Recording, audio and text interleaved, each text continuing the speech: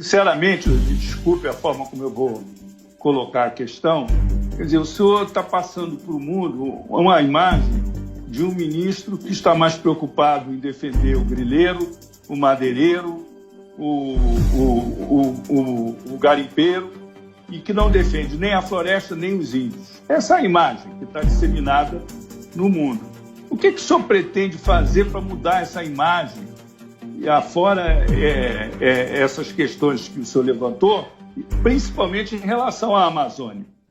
Olha, Azedo, digamos o seguinte, uma parte dessa imagem construída vem dos maus brasileiros que vão falar mal do Brasil no exterior, porque o presidente Bolsonaro, em várias esferas, fechou a torneira das boquinhas, dos grandes estudos acadêmicos que nunca acabavam, mas tomavam um dinheirão do governo, dos seminários, das viagens, dos projetos aí de entidades que faziam aqueles vamos estar criando para estar estudando, para estar entregando, e não entregava nada e consumia um dinheirão do governo ou dinheiro de doações internacionais. O governo fechou essa boquinha e a turma grita.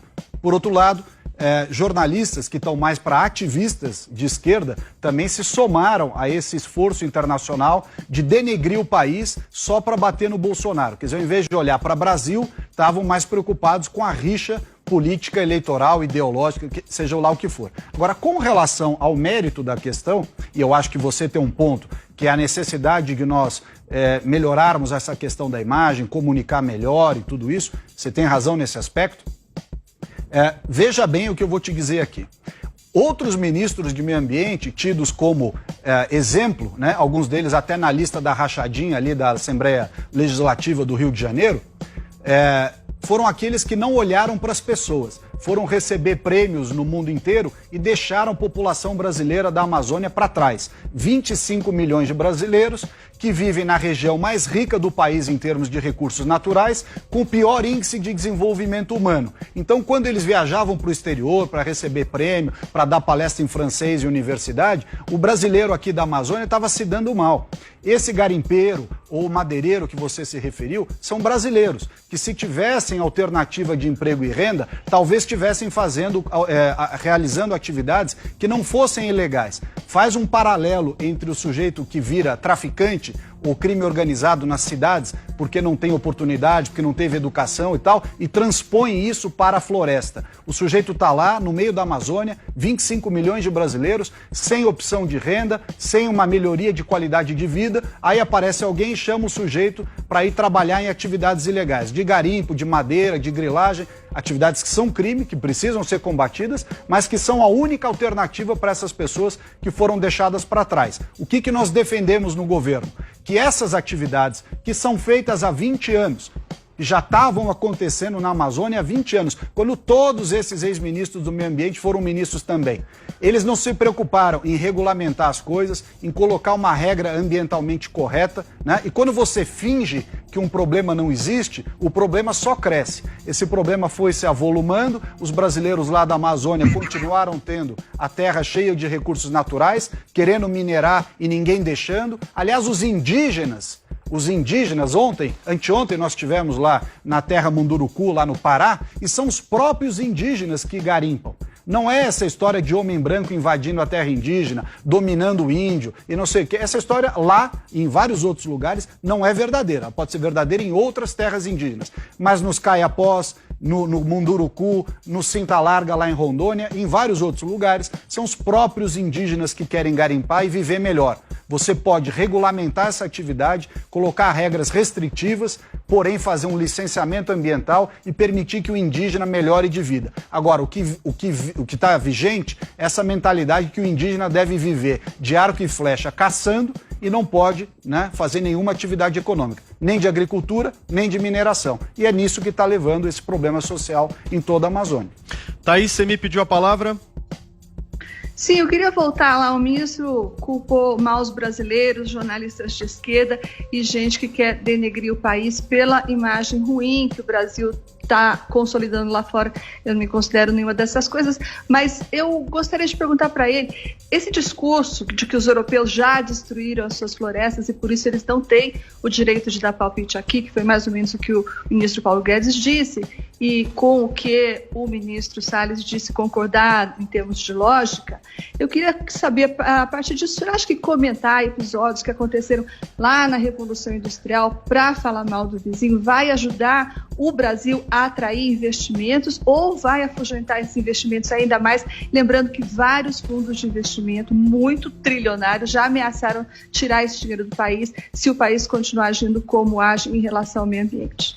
Olha, Thaís, eu vou fazer uma pequena correção. Não é que o Paulo Guedes disse isso gratuitamente, se é que disse dessa forma que você colocou, e nem eu aqui tampouco. O que eu estou dizendo aqui é o seguinte, ao sermos provocados, tá? Como o Paulo Guedes aparentemente foi naquela reunião, e nós somos provocados, aí não importa se é investidor, se é jornalista estrangeiro, se é ungueiro brasileiro, se é pseudo-acadêmico, não importa. O fato é que nós temos que dizer a verdade. Tá? Nós não somos o Brasil culpado pelas emissões do mundo. O Brasil é menos de 3% do volume de emissões de gases de efeito estufa do mundo. Menos de 3%.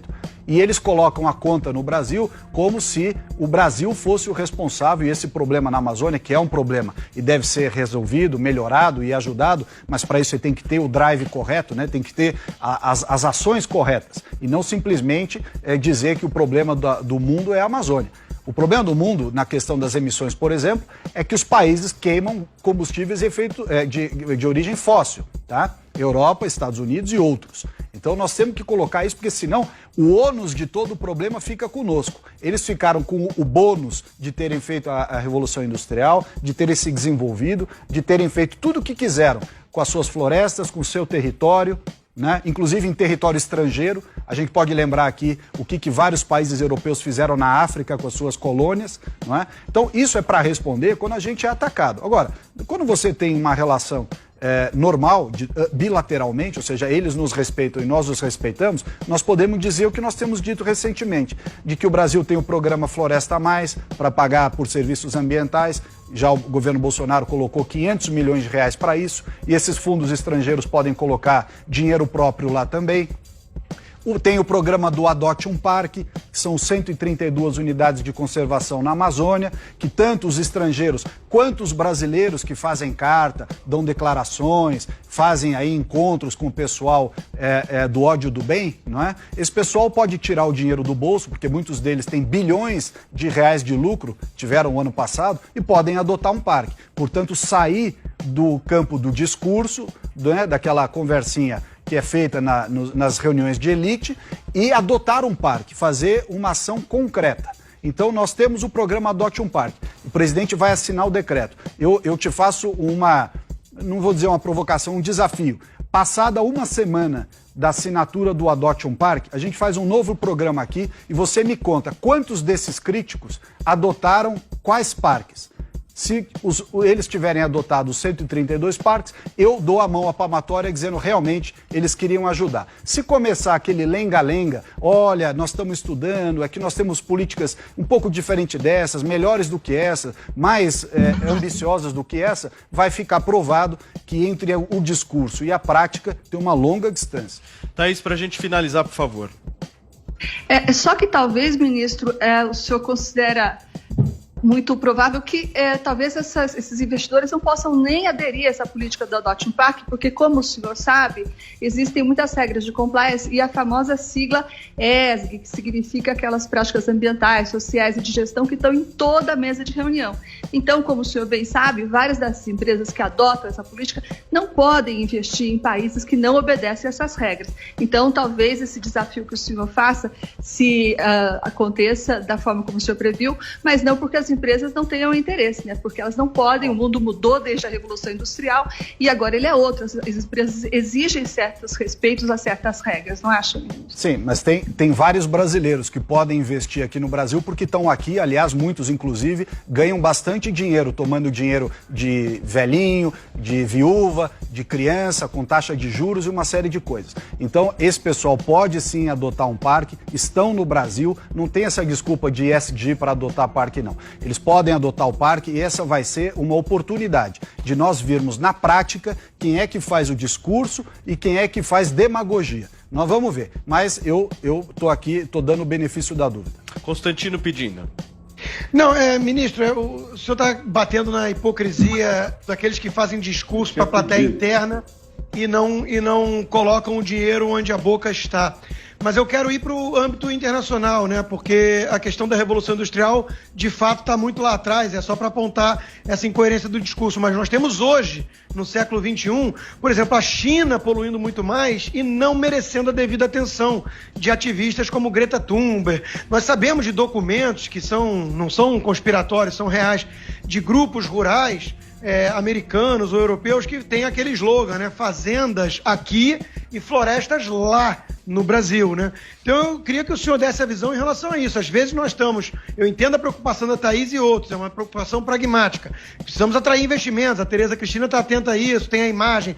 Do outro lado, a minha preocupação é se nós não somos, às vezes, inocentes úteis ao levar uma narrativa ingênua, para dizer o mínimo, de que o Brasil é o patinho feio, enquanto nós estamos servindo de instrumento para uma turma que tem outra agenda e que quer difamar o Brasil de forma injusta e indevida para manter a Amazônia inexplorada. O senhor acha que eu tenho um ponto ou isso é errado? Não, Rodrigo, acho que você tem um grande ponto. Primeiro, nós estamos sim preocupados, e agora deixar claro, talvez eu não tenha me feito claro aqui. Nós estamos preocupados com a imagem no exterior, acho que o Brasil, em parte, pode mudar algumas coisas, e aí tem vários do setor privado e de governos, etc., que podem vir colaborar. Nós não somos aqui alheios ou avessos à participação de gente de fora querendo ajudar, mas sem vir aqui impor as coisas goela abaixo no Brasil, porque para isso, como disse o Paulo Guedes, eu aqui repito, tem muita gente que não tem moral para isso. Mas o que você destacou também é verdade. A China, que é para com quem muitos negociam e dependem dessa relação, tem um marco ambiental muito menos seguro do que o nosso e de informações muito menos transparentes do que a nossa, e ninguém fala nada. As queimadas da Austrália no ano passado foram muito maiores do que a nossa. Aliás, esse ano, as da África estão sendo maiores do que as que estão sendo alardeadas aqui. E eu fico abismado, porque todo dia, as matérias e as manchetes que a gente vê dessa imprensa, claro que é parte dela, tem muita gente como vocês aqui que faz um grande trabalho, mas tem uma parte da imprensa que é militância política pura. Então todo dia assim, este é o dia do ano com maior queimada, são as primeiras 12 horas do segundo dia da semana com a maior... A pessoa fica manipulando estatística para fazer matéria negativa contra o Brasil, que é uma coisa inacreditável. Nas viagens que eu fiz ao exterior, e nós dentro desse esforço de ajudar o Brasil a atrair investimentos, exportações, questão da imagem, todos os ministros e eu inclusive, fomos à Europa e aos Estados Unidos, enfim, a outros países do mundo, expor questões, debater temas, como estamos fazendo aqui, e sempre sem deixar nenhum assunto para debaixo do tapete.